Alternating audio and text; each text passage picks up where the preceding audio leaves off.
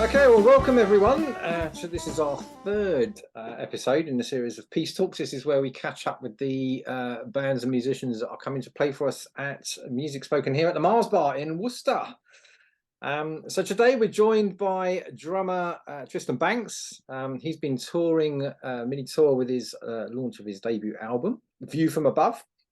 That was released on Ubuntu Records back in March. So Tristan's going to be playing at the Mars Bar on this Thursday, the 27th of April. Thanks for joining us today, Tristan. Welcome. Thank you, Dave. And congratulations on the release of your album, View From Above. Brilliant. Thank you. Yeah, do you want to start? So tell us a little bit about how the album came about, because you've been playing for quite a few years, haven't you? So this is your debut album. Tell us about how that came about. Yes. Well, it is. It's my debut album as a composer. Even though I have worked and sort of co-written with other people over the years, I mean, it sounds, I keep on hearing it because I did put it out as a press release. But yeah, sort of been playing as a sideman, as a session drummer for 30 years, and I have written this music, I think mainly within the last 15 years, that everything that's on the album. So some of the stuff, has been around for a while. But I mean, that's fine. People write tunes and then they get re-recorded and reinterpreted for decades, after they're originally written. So that basically, it was the right time, I guess. I think I just wanted to push that kind of envelope to the final stage. I mean, this is the thing, you write all this stuff and then I've sort of put like singles out and but never really kind of like made a big hoo-ha about it. But I guess if you invest the time and space and energy into like making an album, you want to kind of give that the best kind of launch and let it get it out to the world as best you can. I mean, these days there's so many people are releasing records. It's crazy. It's just an insane amount of music that's coming out now, and I think especially after like post-pandemic, it's just made it even. I don't want to say worse, but it kind of has the amount of music that's coming out in albums, and you're sort of competing with that. The only thing I will say that this isn't an album that I wrote in lockdown. It's something that I've written, sort of like a longer time span than that. Yeah. Cool. So how did you actually how did you get into drumming in the first place, and particularly into jazz as well? Because you sort of you played with a lot of jazz. I have a musical family, and my great granddad was a drummer in a dance jazz band and also a classical flautist, amongst many things. I've never met him, but and then my dad is a bass player that has worked with Mike Westbrook and Trevor Watts and people in. So really, it's his fault that I kind of got into this. He was taking me to see gigs when I was younger, and I was going to go and seeing his gigs, and then also going to watch bands with him. So and also listening to like Weather Report, Miles Davis, Billy Cobham, lots of people from when I was a teenager. So my ear was open to specifically, jazz and jazz fusion from like a young age. And I think it's interesting. I don't know, you like Rick Beato. He has a son who's got like perfect pitch, and they talk about how the linguistic part of the brain, because to some people they listen to jazz, they're like, it doesn't make any sense, and I can't deal with the way in which the musicians are playing wrong notes. Basically, without going to, they've been brought up on nursery rhymes and electro nursery rhymes as the what's that, the Mighty Boosh sketch. And that's quite a funny little sketch when they're talking about the difference between that. But my ear was open to it. Like, it is a language that you kind of you have to, that doesn't sort of jar with you, where some people can't deal with that. But that was my kind of intro into all of that was through family. Yeah, I mean, I never went. I didn't go to any kind of like college or conservatoire or anything. I did get accepted to go to the New School in New York City many years ago, but I didn't do it because I didn't get a scholarship, and Right. Okay. it's very expensive even back Yeah. then, you know. Yeah. But yeah, you know, just like on the bandstand, that old cliche, you know, on the back. That's where I learned. Yeah. You spent a bit of time out in Brazil as well, didn't you? I have done, yeah. I've been. I mean, I've travelled. I've travelled a lot from touring, all over the world, and but yeah, I've spent a lot of time in Brazil. I've also worked there. The last time I was there, I was working, but before that, I went, you know, trips as different parts of Brazil, mainly the northeast, like Recife, Olinda, which is the old kind of capital. And there's a lot of amazing music that you get there, like kind of the folk music of Brazil, everything from like maracatu to forró, and then samba, obviously. But you know, you get to understand like where samba comes from, you know. And some people say it's born in Salvador, but you know, there's lots of different, that northeast, you know, the sort of higher, the sort of tip of the whole continent that you see if you look around that area. And then you know, in Rio is the kind of, you know, the kind of the more what we know as foreigners, as us not from Brazil, as the kind of Brazilian experience, and samba. And then obviously Sao Paulo, if you go there, the amazing city, it's 30 million people. They kind of have everything there, you know, not just, you know, they're really into rock and metal, and Brazilian jazz is a whole thing in itself. The whole genre of music, which is just incredible. If you ever get a chance to sort of delve into that, obviously the kind of names that we know, Airto and Milton, so not Milton Nascimento, I'm thinking of Hermeto Pascal, and people like that, different people that are sort of known to us. But yeah, there's so much music in that country. It's ridiculous, you know. I think a lot of that influence has come through in your own tunes that you've got on View from Above as well. No? Yeah, I've been playing that music for a long time. You know, I've been playing pretty much since. I mean, I went to see Nana Vasconcelos when I was 15. You know, wow, that's a while ago. You know, so I didn't even know what samba or salsa or what any of that was at the time. I was just like, that's incredible. Like one guy just plays these instruments, and for me, you know, as a European, I was totally blown away by that. It was a gig with Jan Garbarek, actually, and Eberhard Weber in Brighton. There's a very ECM end of the scale, so not kind of what the kind of music that's on my album. My album's a lot more kind of like full on, more like kind of, to be honest, it's more like Latin jazz and the kind of like hard. It's not like folky music at all. It's not the Brazilian thing. It's very like, it's like New York influenced, that kind of Latin jazz thing. So more kind of street music but with the kind of notey, jazzy elements that we all know and love, I guess. Indeed.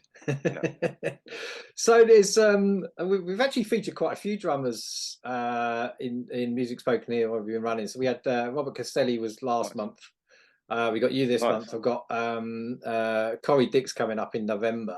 So I'm always intrigued when drummers sort of bring out their own music and are writing music. What sort of process do you? I remember I think I saw an interview with Phil Gould a couple of years ago, and he was always encouraging drummers to always sort of, you know, learn and spend time on a melodic instrument as well.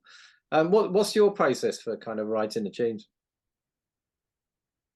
Well, I mean, yeah, I actually played guitar before I played drums, but I don't really play guitar anymore. I've migrated to the piano, and you know, I do like playing other instruments, but I don't play any of them to a sort of level. Even though I think I have played a key on piano or keyboards, but I don't really, would never advertise myself as a piano player. But I use it for composition, and yeah, with, you know, with technology we have like Logic and stuff like that, it's so easy to kind of create. I mean, most people do that. I either use Sibelius or Logic to create like a pre-visualization of the music. So yeah, I tend to do that. That's the thing. And I've also been into programming for a long time. You know, you know, I think I actually had a drum machine before I had a drum kit. You know, Right. I used to play. You know, which is, you know, it's a sign of the times. You know, even though I play the drum kit and sort of understand all the kind of technical aspects of it, I yeah, it's definitely that way. But I don't tend to. This is the thing. So I used to find that I used to write. You know, also work with a lot of people who do dance music, and you know, they always start with the drums, and it's like it's great to start with the drums, but then I just end up. That's it. That's the drums. You know. So I'd rather actually just. That sounds great. That will do. You know, what else do you need? So I tend to. I actually just use like the harmony and melodic ideas, and really just build those up. I found that it was actually a quicker way for me to write. But in terms of like, sometimes it might be a hook and a bass line, or sometimes it's a harmonic progression. I find that sort of very interesting, the way that things move, and the idea of, you know, that's also the sort of jazz thing of sort of chromatic harmony. You're not stuck with diatonic harmony. You've got all that kind of stuff going on, you know. So yeah, that's for me. That's how I, you know, with this album, I think all the stuff is more written like that rather than kind of. They're actually one of the tunes, Saudade Alta, I wrote probably more as a kind of groove tune. First of all, it still is a groove tune, but it's like it sounded more kind of like dancey. But and it has that sort of, you know, like a very like consistent groove that kind of shifts slightly, and then it's all about where the harmony moves to, and how that kind of leads you on a journey rather than you know, most music these days seems to be four chords if you're lucky, and they just go round and round and round until somebody else does another tune with those same four chords. So yeah. Ah, cool. That's cool. And it's notice that you're actually coming to us live from the Verdict Jazz Club, which you took over last year, wasn't it? It's been going for about 10 years down there in Brighton. For those that may have come across it before, but or those haven't. Yeah. So yeah, tell us a bit about how that happened. That's right. How that's going. It seems to be going quite well for you there. Well, the place had closed because the place was closed and not functioning because of the pandemic. And I mean, I was very aware of like that would be a thing for grassroots music venues like the Verdict, and lots of places. You know, even like in New York, the 55 Bar didn't survive, the Jazz Standard didn't survive. You know, and other places that are very specifically like, you know, this is a small venue which has. I mean, you know, it's sort of sold out at 60 people, and you can push it a bit beyond that, but you know, that's it. It's a small venue and a basement venue, and basically COVID just shut it down for. I don't know. I mean, I started doing live streams about 2 years ago here, and then I reopened it as a live venue just over a year ago. And yeah, we've had lots of people that Corey Dick's coming here, and people that you put on as well already, like Robert. Yeah, Ellie, Yolanda Charles, she's been here. We have loads of people. You know, we had Gary Crosby last weekend, and yeah, I met Gary at Toussaint. the Brick Lane Jazz Festival last week because he's a founder of Tomorrow's Warriors. Yeah, so I got to meet him finally. I never met him in the '80s when he was but I was sort of following him with Courtney Pine and Steve Williamson and that. Nice, yeah. So yeah, it was great to catch up with him actually. Yeah, so he said he was playing down yours. That was Saturday just gone, wasn't it? Just Saturday, yeah. It was Charles Mingus's birthday. That's right, yeah. Here we go. We have a picture of Charles Mingus on the wall. Ah, there we go. So that was like the sort of tagline for that. But man, yeah, it's just like it's all new to me being a promoter. Terrifying, to be totally honest with you, of like trying to make sure it works. The margins are so slim, and especially as everything's gone up, you know. Also, Brighton has a very sort of fertile music scene of like pub jazz, you know. Yeah. So there's loads of free music everywhere, and people love it because of that, which is cool. You know, it sort of helps promote the scene. But you know, you can't run a club if it's free to get in. No. you need to because people don't actually, they won't come just to drink like as a pub with a pub, and it's not open all the time. So yeah, it works in the way that it works, but it's been going really well, to be honest. I've got to say, I think through my sort of knowledge of digital marketing and stuff that I've done for myself in the past, just applying that to the Verdict, and that seems to have worked. But yeah, we just keep on going. We've got loads of amazing stuff coming up. Hoop are playing here. I know that Hoop are playing. Yeah. We've rescheduled them to point. November now, but yes. Yeah. Whenever Paul can do it. Paul's a very busy man. The sax player in my band, in my quartet, Paul Booth. Well, they all are very busy musicians. Everyone, Davide Montavani and John Crawford. But yeah, he's coming with his group Hoop as well, which is an incredible top line kind of fusion group as well. With all the session boys in the band. Lawrence Cottle and Yanto, Ian Thomas. Sort of the finest, one of the finest rhythm sections in the country. Yeah. So yeah, it's a good one. So yeah, I'm very, in some ways, I'm very fortunate to be doing this. In other ways, I think my beard's definitely got grayer. So over the last year. It's a lot of work. I mean, I'm doing one day a month, putting on one night a month at the moment, and it's really just like you say, trying to get. I'm trying to get the audience going in a new area that's not had anything like this, really. I suppose so. There's a lot of work goes into it, and you've been doing. I know during the summer you were doing like 3 or 4 nights a week, weren't you? Like, then you had the jazz barbecues. I did a couple of weekends that were 4, but it just did too much. Yeah. So we do 3 though. Actually, we're doing the jazz jam on the Thursday and events Friday and Saturday, which is it's good. It's good. It works. There's enough people to do it, but I think it does ebb and flow. I've noticed with the seasons, we kind of. Then we have the Brighton Festival coming up very soon, and last year it was very difficult, even with amazing acts coming. There's just so much happening in Brighton that it's just very difficult to get people to come. But it's also it's a good way to after 30 years of playing as a drummer and being really successful at times, playing with lots of different people and touring and stuff. I mean, I don't do that sideman thing so much because I'm just too busy doing this. And actually, I was going to release my album last year, but then I suddenly realized I can't do both. There's no way I can release an album like the solo album as that sort of debut compositional solo album, and then and also open a jazz club. Reopen a jazz club. It was just like, it's insane. I mean, it has been pretty stressful, to be honest, even doing it after a year of this, and it's just a lot to consider and make sure that everyone. It's good when the gigs are busy. It's great, for the club and also for the gigs that I'm doing for the tour. It's fine, but you never know.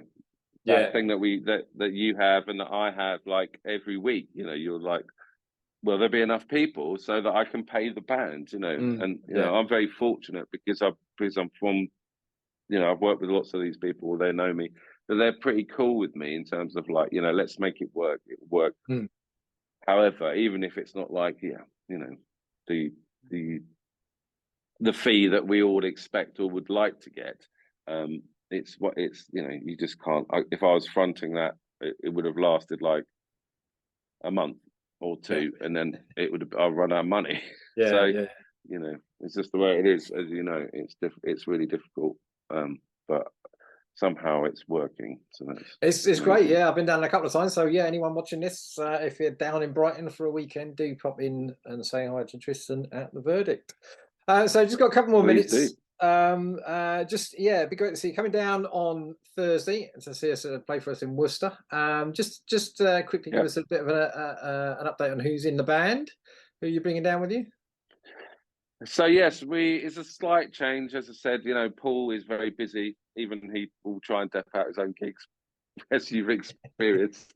But yeah, we've had to. He's on tour with some. I can't remember exactly what he's doing on Thursday, but he's doing something. He's doing a number of tours at the moment. So, but we've got a great replacement for him, Tom Barford, who's an insanely talented young tenor player who'll be doing the gig. We actually, because we had even here when we played at the Verdict, Paul couldn't do it, and then we had Alex Hitchcock, who's another incredible he played up with tenor Resolution player. 88 for us. Yeah, it's just like the level is insane, and these guys are just like, they can sight read anything and improvise their socks off, completely blow the house down, So so we've got Tom. I've worked with him in stuff before, and seeing him also. He has a group, AWB or OOB or something. Oh yeah, AUB. That's with Alex, isn't it? Yeah, Alex Hitchcock and Tom Barford, and that's just an insane quintet, I think it is.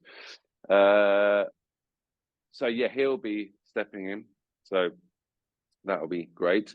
And then we have the sort of the regular trio, rhythm section. John Crawford on piano, who I've known for since the 90s, and we've worked together on various projects, specifically kind of Latin, Brazilian stuff. But he's like sort of top Latin jazz pianist in the country. And then we have Davide Montavani on bass, also somebody I've worked with since the 90s. And we're like, when we worked together, we played to various places like Ronnie's and Pizza Express, and we've toured, done a little bit of touring together back in the day. He's also a fantastic, bass player that works with everyone. I mean, you check out these guys, collecting CVs. It's all insane. The list is insane. So So, and also, we don't really rest on our laurels in that case. We put a lot of energy into in each gig, and this the thing. It's a very high intensity experience, as you'd expect from a drummer. There are a couple of chill out tunes, but most of them are kind of quite full on in your face. So expect some kind of a lot of energy and a lot of amazing improvisation. On the kind of tunes that I've written. Brilliant, so we're really looking forward to it, Tristan. Safe drive up. It's a long drive for you up all the way up from Brighton, so safe trip up on Thursday, and we'll see you there. Excellent. Thanks for joining us. Thank you so much, Dave.